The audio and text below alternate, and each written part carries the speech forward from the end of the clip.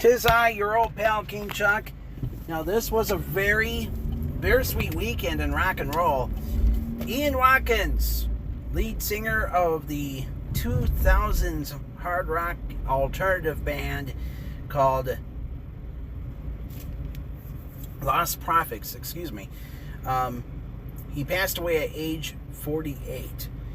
Now, here's a little story about the group. They were best known for songs such as Wake Up, Make a Move, Rooftops, and Last Train Home. They were, the band had 3 big hits, and a little bit of a minor hit called Shinobi versus Dragon Ninja. But anyway, the band would end up selling millions of copies around the world. They were really popular in their homeland of England. But then in 2012, they recorded their final album, and the reason why it became their final album was because right around the same time, Ian was busted for allegations of sexual assault against minors. And one of the allegations was that he attempted to have sex with a baby. Yes, he attempted to have sex with a newborn infant. So, in 2014, the judge threw the book at him. He ended up going to prison, sentenced to 29 years, and they put him in one of the most violent prisons in all of England. And Ian would get his ass kicked on a daily basis. And finally, on Saturday, Ian was about ready to go to dinner, like the rest of, they let everyone out to go to dinner, but 2 men jumped him, and one of the guys slit his throat, and obviously Ian passed away. Ian was 48 years old, and not a lot of tributes, obviously. So, what happened was when Ian... So, the story with what led to what happened with Ian was shortly before his arrest, there was a big scandal in England called Operation U-Tree, and it started with a guy by the name of Jimmy Savile. Jimmy was a major entertainer in England, big TV presenter, host of Top of the Pops, and anyway, Jimmy was a beloved personality, so loved by so many people, and he was known for his charity work. And because of his charity work, he would be knighted by the Queen as Sir Jimmy Savile. And he was also, he also kissed the Pope's hand. He was well loved for being somebody who cared about children and cared about the welfare of others. But obviously he was an asshole. There was no way of cutting it. So what happened was, later in life, people started to make allegations that Jimmy was a rapist and he molested children. Jimmy himself did not have the internet, but what was going on was Jimmy would obviously shoo off the rumors, and then in 2011 he died at age 85, I believe. He was 85, so he was born in 26, so 85 years old. When Jimmy died, yes, people mourned for a few days, and then people decided, okay, we need to tell the truth. They went to the police, and so many people told the truth about Jimmy. And one person who was there was this one woman who was only 16 years old when she was on Top of the Pops. She sat next to Jimmy and was even on camera. Jimmy stuck his hand under her skirt and copped a feel. And she was only 16. And Jimmy uttered the phrase, any bloke like me can do this if he wants to. Or something. I mean, it was something similar. I don't necessarily remember what he said, but what happened was somebody else said something similar years later. Who was that person? Oh yeah, in front of a group of young boys, and it was after he had uttered that infamous phrase, grab her by the pussy. Oh yeah, Trump. So anyway, after all these allegations of Savile doing all this, so the police department did their research, and of course the BBC had to hand over a lot of tapes of Jimmy, and of course, sadly, some of the tapes don't exist anymore because BBC wiped a lot of tapes. They were actually very close, no joke.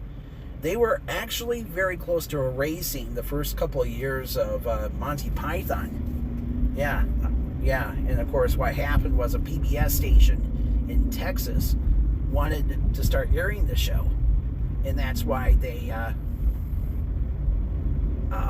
decided to, that's why they saved the shows.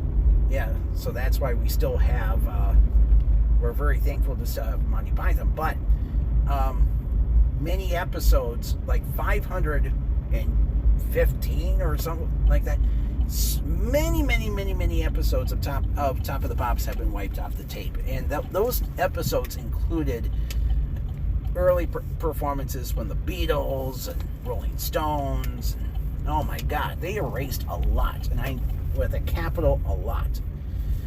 So, very tragic.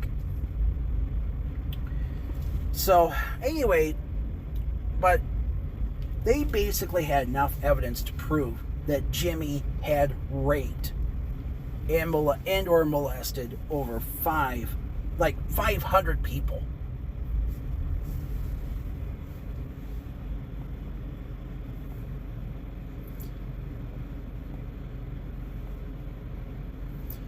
So, and his victims, by the way, were between the ages of 5 and 85. And they were both male and female. So this guy was a sick fuck. This guy was the sickest fuck in the history of television. Plain and simple. So, anyway, after Jimmy... So, sadly, Jimmy never got arrested. So, what happened was... they figured, okay, let's do a little witch hunt here and throw more people into jail. And they did it to Rolf Harris, Timey Kangaroo Down Sport. They found out that he had molested children. And ditto with Gary Glitter. That's right. Rock and Roll Part 2. So all these folks went to jail. And now it was Ian's turn, you know.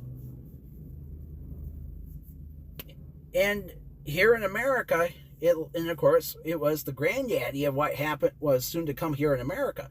But the point was, things were a little different in America. You know, look at what happened with Bill Cosby. You know, he was charged with only one of his drugging and raping of women. He only spent 3 years in prison for one of them. And he was sentenced to like 5 years, I think.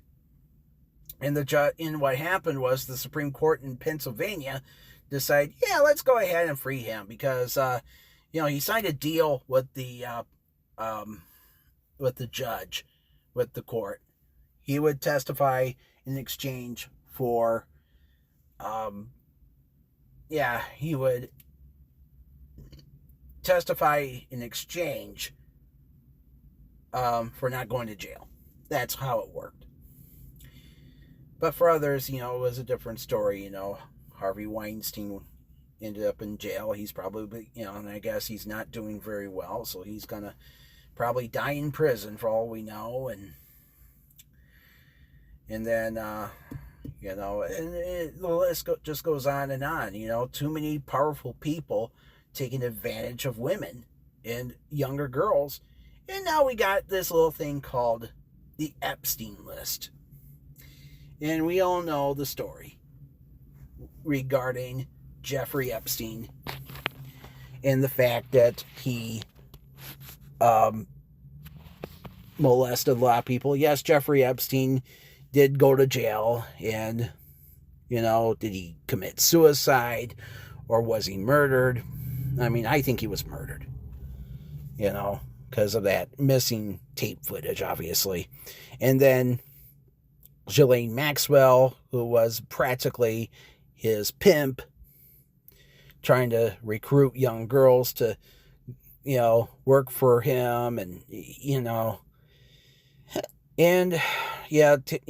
teaching girls how to perform blowjobs and shit like that. But what happened was, you have to understand something. That there were a lot of documents that could not just incriminate all these people, but also people like, all these people who were, getting rub and tugs from these little girls. Oh, we got to protect them, because here's the thing. I think a lot of these people were, and yes, Donald Trump is all over that list. I mean, look at what's going, look at this now. We have this stupid fucking government shutdown. And why is it shut down, folks? I'll tell you what I think is the big reason why. It's because Mike Johnson refusing, I should say, to swear in Adelita Grijalva. She was the woman who just got elected congresswoman, I should say, to serve southern Arizona. And the reason why she's not being allowed to be signed in, to be sworn in, here's why, folks. It's because she is promising to put her name on the petition to free the Epstein documents. And because of all this, we don't have a vote, and everything is still under lock and key. And guess who told Mike Johnson not to swear her in? Trump. That's right. It's Trump's little shutdown. And because of this, so many people are going to lose money. There's a lot of people out of work. A lot of our soldiers aren't getting paid. And it's all because Donald Trump lied to the American people that he would free the Epstein documents. Even one of his FBI people, current FBI people, who of course is Dan Bongino, or as I like to call him, Dan Bungholio, he of course had a show on Fox Fake News, and then, of course, he even had a talk radio show on AM Talk Radio. And what had happened was he wanted the Epstein documents to be unsealed and released to the general public. But, we can't do that now. He's basically covering Trump's ass, because Trump is already a sex offender. A judge ruled that years ago. But is he in prison? Nope. He's a convicted felon. Nope. He's not in prison. He's a bankrupter. Ran down multiple businesses over the years. And now he's running down our country by taking away money from middle-class people and giving it to his wealthy buddies. And I'll bet you that some of these wealthy people are on the list too. Folks, I don't like hearing from, I know some of you hilljacks who are listening to me who voted for Trump are like, maybe you ought to get out of your country. You know what I'm saying? Okay. I lived through George W. Bush. I thought he was the worst president in his lifetime. Okay, I thought he would end up being the worst president in my lifetime, because I thought Americans would wise up and vote for Democrats. And, yes, we got Obama, and he was one of the best presidents in my lifetime. And he did a lot of good, I felt. But when Bush was president, he screwed up this country. And now there's people who are my age, I'm 44, who are finally having their first child and buying their first home. Because now the average American, they finally buy their first home at 38. It used to be in their 20s. My parents bought their first home together when they were like, I think my mom was like 24. My dad was 27. I don't remember. But the point is, folks, many Americans are not being able to afford the American dream because so many homes are being bought out by private equity groups. And now, even worse, we have a president who is protecting the identities of sex offenders. And, and not only that, the women who were Epstein's victims, they are threatening to make up their own Epstein list of all the people who molested them. And that needs to happen, folks. We need to do the same thing in this country as they did in England. I don't give a flying fuck how famous you are. You do bad shit, and you deserve to rot in prison and in life. And I'm really happy that they did the right thing with Ian Watkins. I mean, I feel sorry for Lostprophets. They were a great band. And, when I first got serious, they played the living shit out of that band on all the rock channels. And now you don't hear them anymore because their lead singer was an asshole who raped children, who tried to rape a baby even. He was a sick fuck. And so are all the people on the Epstein list. America needs to have the same freedoms, if not more, than those who live in other countries. Why don't we do this? Oh yeah, it's because the Republicans run the world and the wealthy, and we got to do things their way. And folks, I'll say this once and I'll say it again. This is what happens when you vote Republican. They're snake oil salespeople. And that's who Trump was. He lied to us about Epstein. He wasn't going to give, folks, he wasn't going to, we should have known this. He wasn't going to give Epstein an inch when he became president. And now we're trying to light a fire under his ass, and his people are trying their best to protect him. Because that's their job. They got to protect Donnie. They got to protect him by saying that, the economy's doing great. Oh, the stock market's going up. Everyone's hiring. Oh, the terrorists are working. Bullshit. Oh, man. But anyway, by the way, this past summer, one more thing. I saw a band called A Killer's Confession.